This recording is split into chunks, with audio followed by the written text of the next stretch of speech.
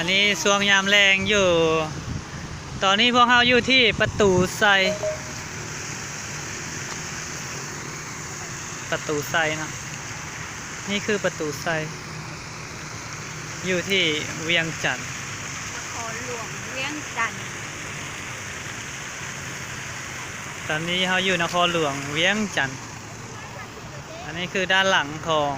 ประตูไซอันนี้คือสำนักงานรัฐมนตรี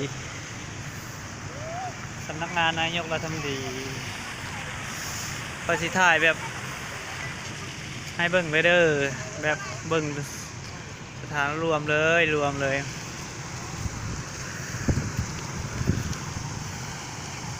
อันนี้คือยามแรงของ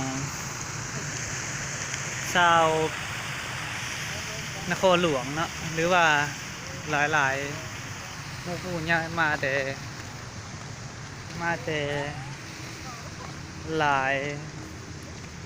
บ้านหลายเมืองหลายภูมิภาคเข้ามาหรือว่ามาจากต่างประเทศมาแต่จากต่างประเทศเพื่อมา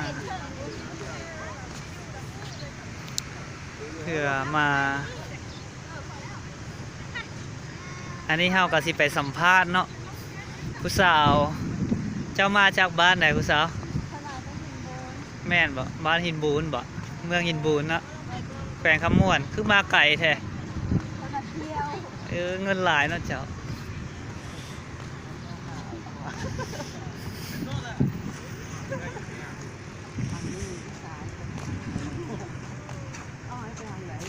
ตอนนี้เฮาก็สิทางกลับ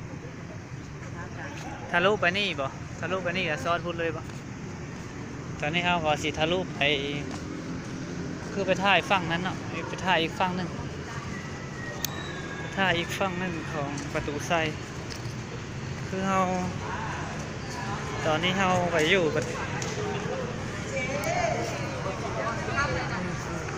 ะตูไซ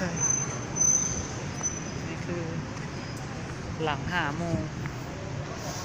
นี่คือ